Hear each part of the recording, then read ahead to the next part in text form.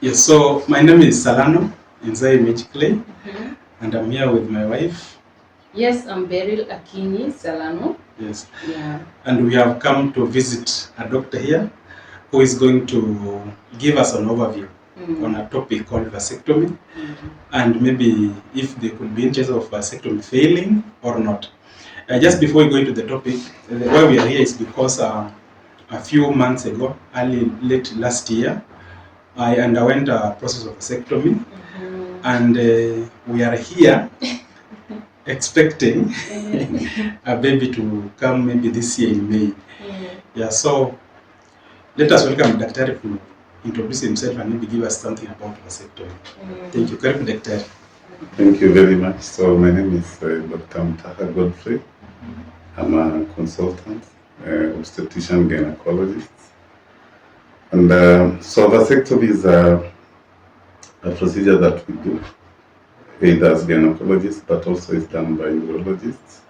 And we term it as a permanent procedure for contraception. But as you heard, it's permanent, but we can also reverse it.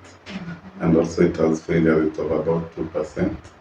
But if you look at many studies, actually the failure rate can be more than 2%, especially depending on the technique of surgery, and there are many other factors. Sometimes it can recanalize, and sometimes it can fail, especially if couples have sexual intercourse within 3 months of surgery before they do the sperm count.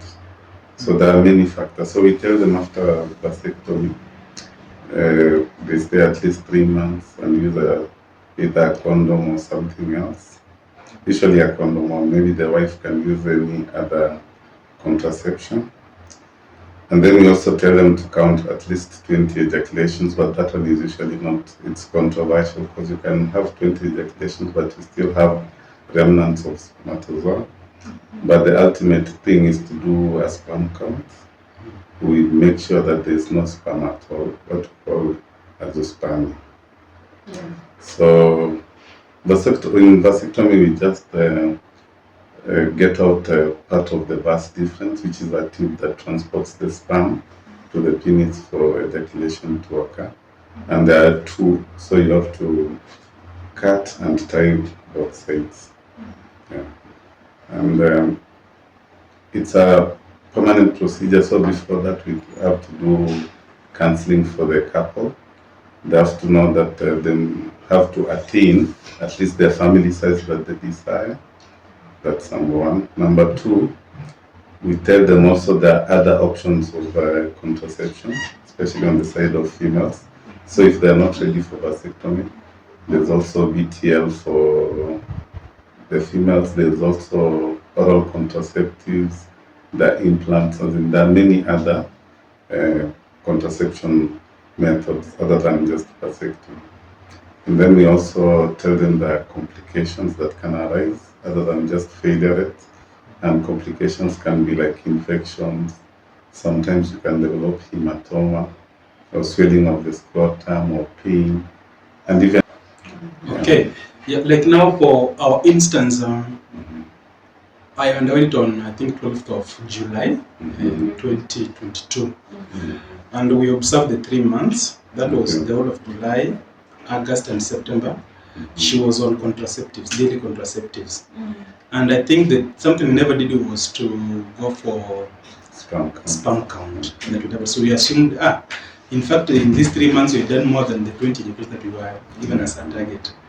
Yeah. So, what could be some of the things that could lead to failing? Or okay, I can't say that maybe mine failed.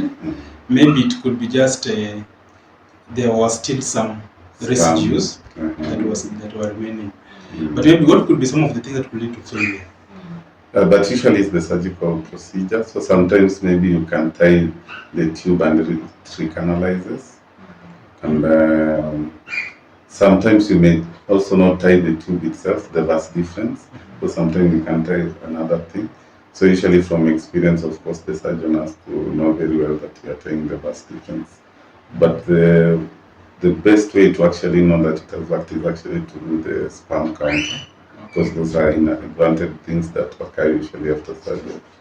So I think maybe you'll benefit still from doing a sperm count to know if there's still spermatozoa present. That means one of the vas difference is actually recanalized or it was not closed well, number one. Number two, if it's that way, then you can still do the procedure to make sure that we tie either one of the vas difference that was not done well. So those are some of the, that's why we do some counseling so that there can be a failure rate. But usually the factors are just around that thing.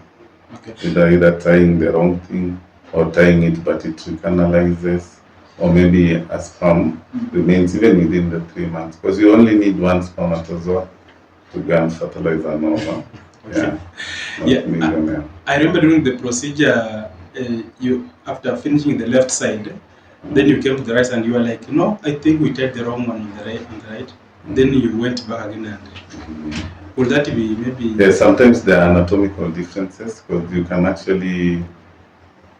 So sometimes the vas difference, epididymis, the anatomy of the scrotum and the testis may not be the same in everyone, and sometimes you can get difficulty, especially in ascertaining the vas difference, and that's why from experience we try to make sure that we look for the vas difference. But at times still you can miss, and those are the reasons why sometimes after the procedure we really want to make sure this sperm count is 0, so that people don't conceive after, especially you don't want any other kid.